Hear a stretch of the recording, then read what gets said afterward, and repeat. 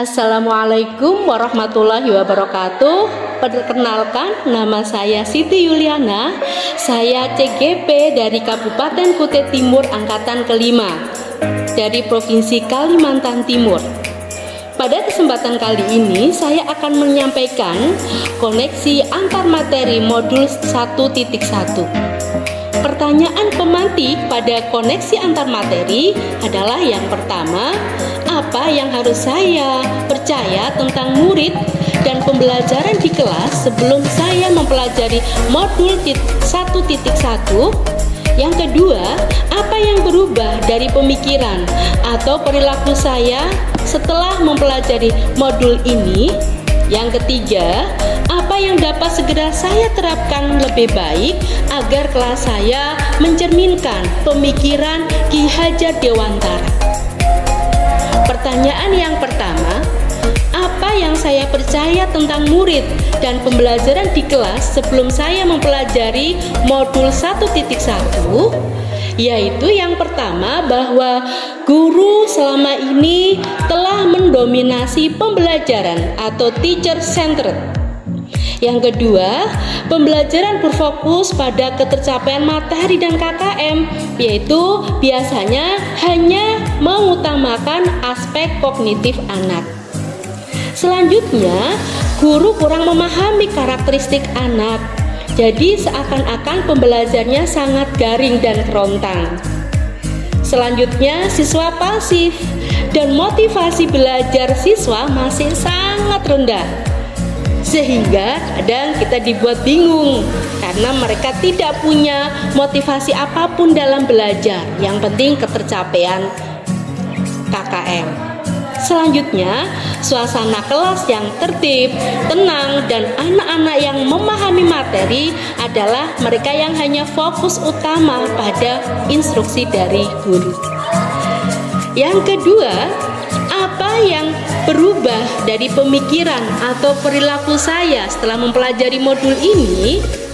Setelah mempelajari modul ini, saya mempunyai dua yang harus berubah. Yang pertama, mengubah pemikiran.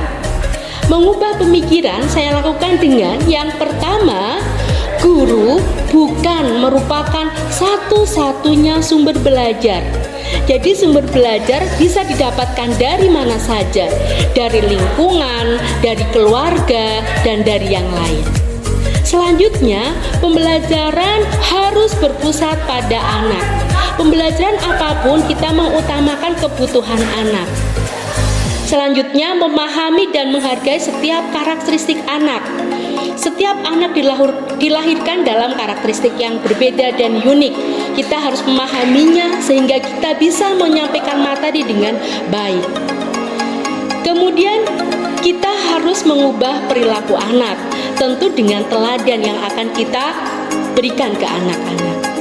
Kemudian, untuk mengubah perilaku yang harus kita lakukan adalah yang pertama, mengemas dan mendesain pembelajaran secara menarik agar anak termotivasi dalam belajar, sehingga mereka akan lebih senang belajar. Mereka akan lebih senang dalam menerima apapun yang disampaikan oleh guru. Yang kedua, memberikan kebebasan kepada anak untuk menyelesaikan setiap tugas sesuai dengan minat, bakat, dan kreativitas masing-masing. Jadi kita memerdekakan anak. Kita mempercayakan sepenuhnya kepada anak untuk menggali kreativitas mereka masing-masing. Selanjutnya, guru lebih cermat melihat bakat anak. Jadi kita memang sesuai dengan Ki Hajar Dewantara bahwa kita harus selalu menuntun sesuai dengan kodrat anak. Pertanyaan ketiga, apa yang dapat segera saya terapkan lebih baik agar kelas saya mencerminkan pemikiran Ki Hajar Dewantara? Yang saya terapkan segera yang sesuai dengan pemikiran Ki Hajar Dewantara adalah yang pertama, merancang pembelajaran yang interaktif, kolaboratif, inspiratif, dan menyenangkan bagi anak-anak. Jadi segala metode kita gunakan untuk memahami dan untuk menyampaikan materi yang menyenangkan bagi anak-anak. Kemudian kita harus menerapkan pembelajaran yang berbasis kearifan lokal dan budaya setempat. Jadi kita memang harus menerapkan kearifan lokal dan budaya-budaya yang ada di lingkungan anak-anak. Yang ketiga, menerapkan konsep merdeka belajar dan mengintegrasikan setiap pembelajaran dengan pencapaian profil pelajar Pancasila. Hasil akhirnya adalah kita harus mencapai profil pelajar Pancasila. Selanjutnya, pembelajaran harus mengutamakan budi pekerti. Karena budi pekerti merupakan benih-benih yang harus kita tanamkan dalam proses pembelajaran. Menerapkan sistem AMONG, yaitu pendidikan yang menuntun, bukan menuntut. Kita harus menuntun anak-anak sesuai dengan kodratnya, dengan tujuan untuk membahagiakan mereka. Selanjutnya, pembelajaran yang sesuai dengan kodrat alam dan zaman. Kita sesuaikan dengan kondisi zaman saat ini. Tentang IT yang sungguh luar biasa perkembangannya. Dan terakhir, mengintegrasikan permainan dalam pembelajaran. Jadi permainan dalam pembelajaran ini sangat penting untuk menggali potensi-potensi anak yang mereka bertujuan untuk senang belajar dan belajar dengan senang. Dari penjelasan tersebut dapat kita simpulkan sebagai berikut. Yang pertama, sejatinya anak lahir telah memiliki bakat, kemampuan, dan potensi masing-masing, bukan kertas kosong yang dapat dibentuk sesuai dengan kehendak manusia dewasa.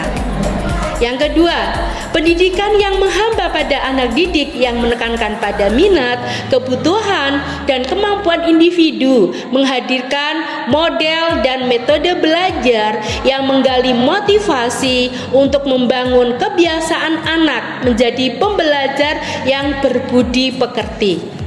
Terakhir, mendidik sesuai dengan kodrat alam dan kodrat zaman sepenuh hati untuk menciptakan anak-anak yang berakhlak mulia. Demikian koneksi antar materi yang saya sampaikan. Terima kasih. Wassalamualaikum warahmatullahi wabarakatuh. Terima kasih.